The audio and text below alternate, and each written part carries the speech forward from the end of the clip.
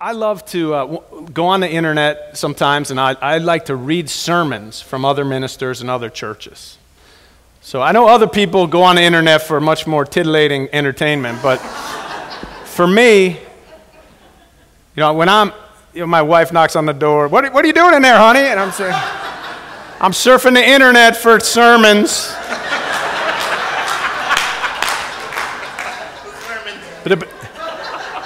Which you might say too, but the thing is, I'm telling the truth when I say that. No, but this summer I came across a website and a sermon by a Catholic priest, and in it he starts out, "Are you possessed? Do you struggle with demons?" And I thought, now I need to read this and find out where this is going. Because you need to understand, I grew up Unitarian, so we never talked about demons when I was growing up. Now, I can imagine those of you who grew up Pentecostal and maybe some Baptist, you heard about demons in church. How many of you heard about demons in church growing up? There were a lot of people. About the same number as at 10 o'clock, too. It's like half of the people. I was actually surprised at how many people. So I missed out on all that fun myself.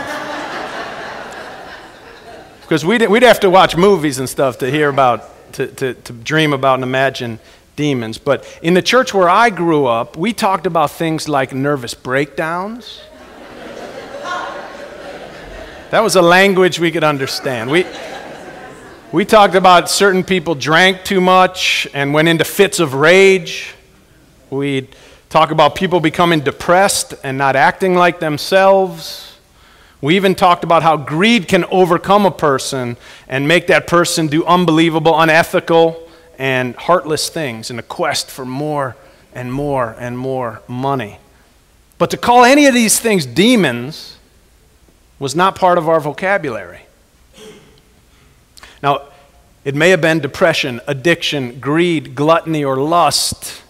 All of these things can make people act foolish and do dangerous and unhealthy things. But the idea that any of this was the work of supernatural spirits was not in any way how we talked about it or understood it. Now, I would imagine, though, that you have had the experience, as I have, of doing something and afterward thinking, what in the world came over me?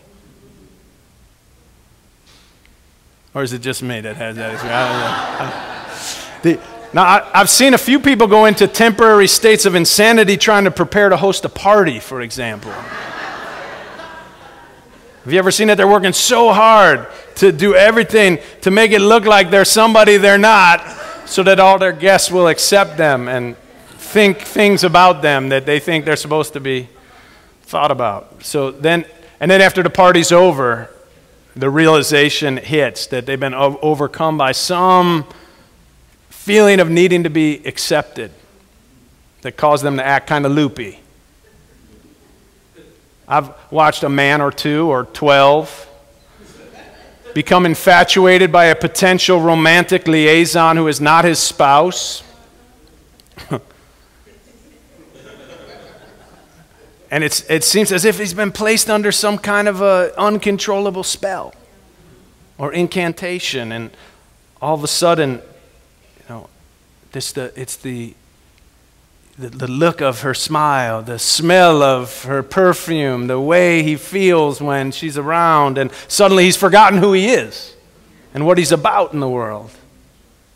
And suddenly he's forgotten his children and his commitment to his wife and his family. He forgets it all. He risks it all. His integrity, his character, his reputation, maybe his job, his family. Some of these passions and predilections spring from a deep voice that tells us that we're not enough. I can't really imagine that this voice comes from the underworld somewhere, but it's certainly a voice that dwells deep within our own hearts, deep within our own psyche. Somewhere it dwells, and it comes out and it tells us, I'm not good enough. It says, I'm not strong enough or beautiful enough or rich enough or interesting enough or smart enough or fun enough or young enough. And when that not enough voice gets activated, we start to do all kinds of things to try to get it to stop. If we look at it like a psychologist might look at it, we might claim that it's something that's been imprinted on us when we were a child by our family of origin. Now, if we look at it biologically, we probably might think it has something to do with brain chemistry. If we look at it through evolutionary biology, it's most likely that part of the brain left over from our reptilian ancestors that reacts before the rational part of our brain and our conscience has a chance to kick in. If we look at it through the lens of spirituality, we might think of it as we've been possessed by some spirit that has temporarily just entered our minds and our bodies, and it's caused us to do something we wouldn't normally do. Now, someone might explain, honey, I didn't mean to sleep with that woman. The devil made me do it. That's what we call a spiritual excuse, or the Flip Wilson excuse. And another might claim, honey, I didn't mean to sleep with that woman. It's just that my mother was so neglectful that I keep looking for validation in all the wrong places. That would be a psychological excuse. Now, another might claim, honey, I know I did wrong, and according to brain research, this one you have to practice, I think, a lot of times before you can really get it out with a straight face. But according to brain research, our brains, honey, our brains are still hardwired for the survival of the fittest. So men have biological urges to sow their seeds as widely as possible for the survival of their gene pool. That would be called the Darwinian excuse. An evolutionist might explain that my left lateral prefrontal cortex knows better, but the old reptilian brain took over. Now, Paul in the Bible might say, my spirit is willing, but my flesh is weak. Now, what I'm getting to is there are many different ways to describe and explain why sometimes we do things that feel like we're guided by something that is out of our control. My favorite definition of a demon is not some scary, hairy goblin from the underworld that's working on behalf of the devil to pull us away from God, but it's the idea that a demon is anything that hinders our freedom and liberation to be fully actualized human beings. Anything that hinders our freedom and our liberation to be fully actualized human beings. Now, I want to qualify that because I know there's some teenagers that might go home and tell their parents, you hinder my freedom, and therefore, Marlin said you are a demon. That's not my point. What I mean is that our free will that allows us to make conscious choices, allows us to decide how we want to act and react in any given situation. This free will can become thwarted by, well, really in many ways. And part of our spiritual work, part of our personal growth is about learning how to release ourselves from the shackles of such phenomenon that keep us captive.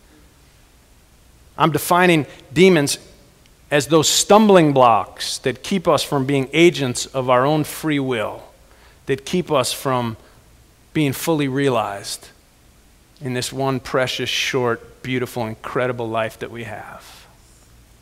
Well, addiction is a very clear example of something that blocks our freedom. But our freedom to choose, right? But so can jealousy, so can shame, so can a haunting trauma from our childhood or an uncontrollable temper. These are real phenomena that can take over and block our ability to be free and be who we want to be. Now, by this definition, everyone wrestles with demons. Everybody needs an exorcist by this at some time or another. And since I imagine that no one here is going to call a priest to do a full exorcism, then what do we do? And the answer is exactly the opposite of what we think and what we usually do. It's counterintuitive. We need to follow our demons. That's how we can find where they're tethered to our lives so that we can unlock them and set them free and set ourselves free. Now, what most people do is we don't follow our demons. We stuff them and ignore them and avoid them, and we distract ourselves from them, thinking, anything that will get us to stop thinking about or feeling whatever feelings that they bring up. Now, when we feel resentment and envy and fear and shame or some other unwanted feelings, we usually try to push it away. We turn on the radio, or we take a drink, or we smoke a joint, or we go shopping, or we eat compulsively, or we turn on the television. Some people have television going on in every room in the house, every moment of every day. We might mask the feelings in any number of ways, from overwork or overcompensation or incessantly looking at things on the internet, and I don't mean sermons. But when we suppress these emotions, the demons just grow. They get more powerful, they get bigger, and we think we're getting away from them, but all we're doing is putting them off. Because it's our fear of them that makes them bigger.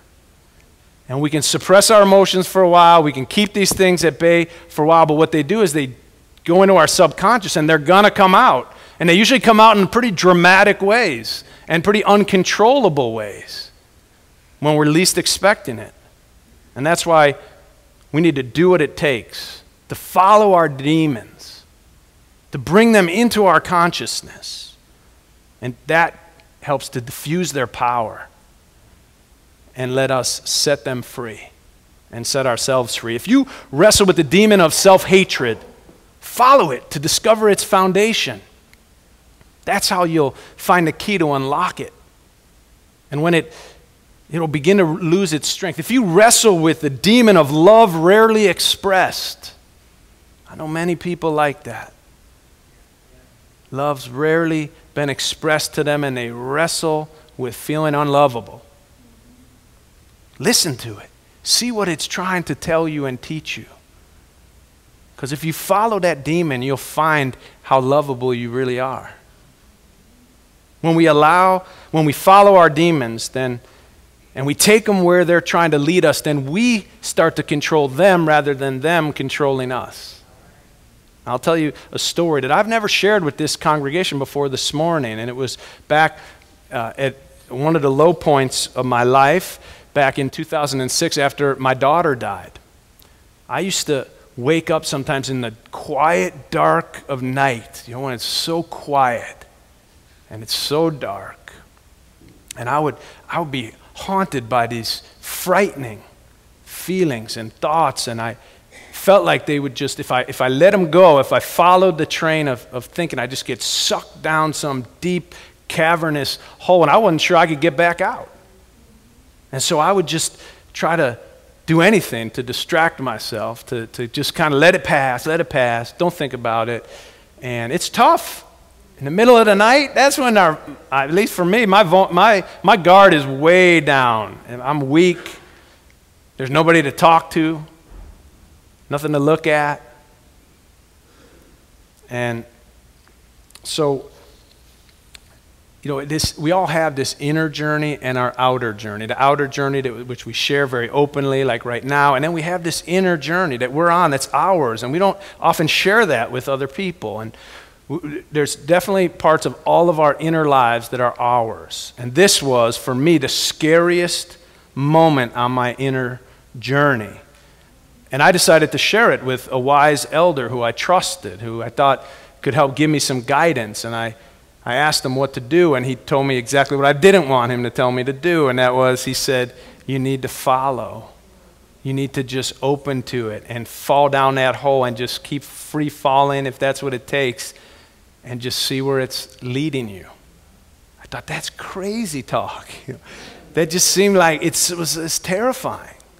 But then I decided that, what other choice did I have? To keep waking up and having, I mean, it seemed like weeks this was going on. And so finally one night I woke up, a few nights later I woke up and I decided to saddle up those demons and ride them wherever they were going to take me, and through the terror, through the night. And what was incredible was that once I embraced the fear, all of a sudden it wasn't so scary anymore. All of a sudden the feelings were just feelings. And the fear of those feelings was keeping me from the actual feelings. And the thoughts, after I followed them, I realized they're just thoughts. And after a while, they just started to shift, like all thoughts and all feelings do.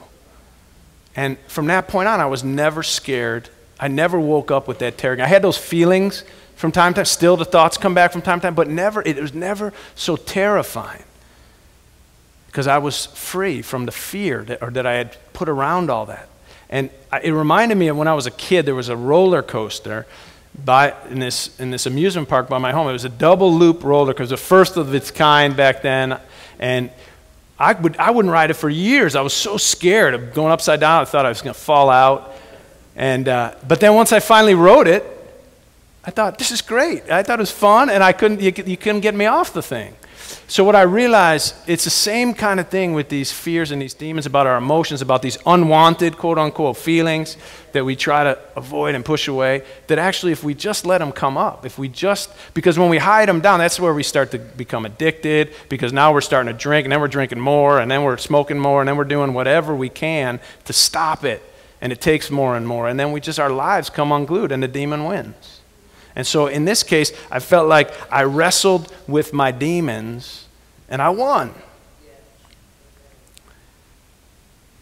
Now there's a Buddhist practice that I have heard about where they call it feeding the demons, where they consciously let themselves feel the traumas and the resentments and the jealousies and the other things that are blocking them from being fully free. I know there are a lot of therapies and therapists, some of whom are good, some of whom are not as good, but who have ways of helping people to look at the fears and help them to begin to bring that into their consciousness, to have a new consciousness about who they are in the world. It reminded me of a sermon that I heard from this pulpit from my good friend and colleague, Bishop Carlton Pearson, a couple of years ago. And he came here and he talked about how he was raised to believe that demons were spiritual realities that worked for the devil to lead people away from God. And he even loves to tell the story how he spent 25 years of his ministry here in Tulsa. Every time he drove down Peoria Avenue and he passed All Souls, he tried to cast demons out of this church. And how after 25 years he found himself cast into this church. And when he stopped being scared of the freedom and the intellectual honesty that this congregation represents, it stopped being so scary. And he could feel the love that was underneath it, and the community and the people and the embrace. Now in his sermon here one Sunday, he explained that he's presided over many services in which he cast devils out of people. Real devils out of real people since he was a teenager, he said.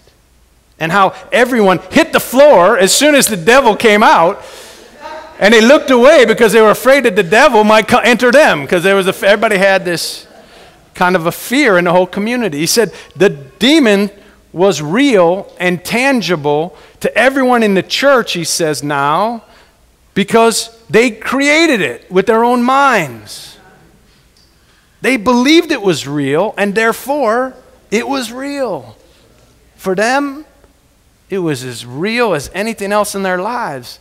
They believed it was dangerous, and it was scary, and it was coming after them next. And the prayers and the rituals of casting out the demons, they worked too. And the reason they worked is because the people believed that too.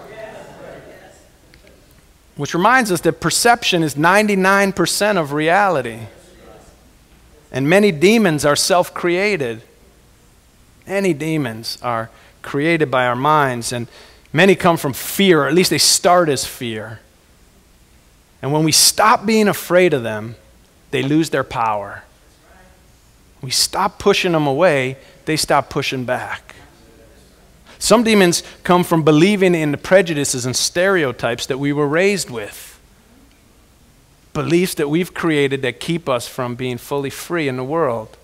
Because we took on and believed the prejudices that we heard or that we experienced around us. The demon of white supremacy, which is just the water that we live in, all of us, of every color and kind in European and North American society. We've been raised in a society that tells us in all kinds of subtle and sometimes very direct ways that what's white is right, what's European is better. If it's music or literature or philosophy, it's better. It is white supremacy, and we're all taught this.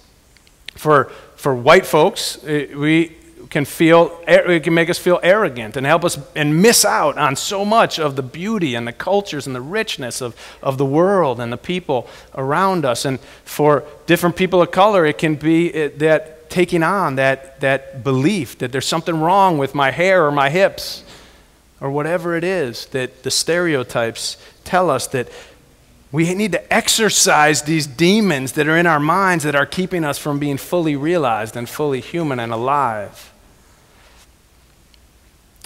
For people who've been ostracized for your sexual orientation, it's the same kind of thing. Made to feel that the way you naturally and who you naturally love is somehow wrong and bad and sinful and shameful. That's a demon that needs to be gotten rid of, because your love is beautiful and it's divine. These demons have real power to do real danger and harm in our lives, to ourselves, to our communities, and keep us from being fully whole. It's the same for women raised in a male-dominant culture or household. There are those who believe that men are superior to women, and it can have the power to make some women underperform, and for some men to actually believe that they're better than women. Part of building the world that we dream of, part of living out the vision of this congregation, of really creating a world where all people are loved, all people are accepted, all people are fully able to be who they are, do what they need to do and want to do in the world, has to do with getting rid of these demons in our personal lives and in our culture. And it starts with things like we talked about earlier. It starts with making sure the kids in the schools, in our communities, have enough supplies and good teachers and adults in their lives that can help them to fully be who they're going to be. We're not just going to leave the children of our city and our community just wasting away in schools that make them underperform, that don't give them the resources that they need. So that's all part of it, all the social action, all helping the homeless kids know that the people care about them and showing up for them and mentoring them and bringing socks, underwear, and anything that they need so that they know. So hopefully they can begin supporting the Phoenix, that program that we gave to in the alternative school program. It's helping these kids who've been caught up in the courts and the jail system to find a way to re-enter community and society to become fully alive. All of these things are related to this idea of getting rid of those demons that tell us because you made a mistake. Tell those kids who've been arrested or adults who've been arrested because you made a mistake, now all of a sudden you can't be fully realized in the world. We need to help stop that. That's what this church is about. And so we're exercising as many demons as the Catholic Church or any other church. It's just we look at it very differently. And it starts with getting rid of our own personal demons, and then we can help other people in this world. Let us build the world of tomorrow together. Let us know that there is a love beyond belief, beyond all these beliefs, the good beliefs, the bad beliefs, the scary beliefs. There is a love beyond all of that we can draw on, that is an antidote to this kind of demeaning, blocking, hindering energies that are left in the world. Whatever it is that you hold on to Know that there is a power and a source in the world that's beyond all the names we have, all the beliefs we have about it. Maybe you're in a 12-step program and you call it your higher power. Maybe you call it Jesus. Who knows what name, but know that it has, whatever that is, has the power. It's saved millions of lives from addiction, turned people around whose lives have been literally almost at the end. Draw on that power, draw on that source by whatever name. Just don't forget when you need it in that dark hour, in those moments when it is just seems like there is no hope, that there is a love beyond belief that is available to you and to everyone. Go and be blessed and be a blessing. Amen.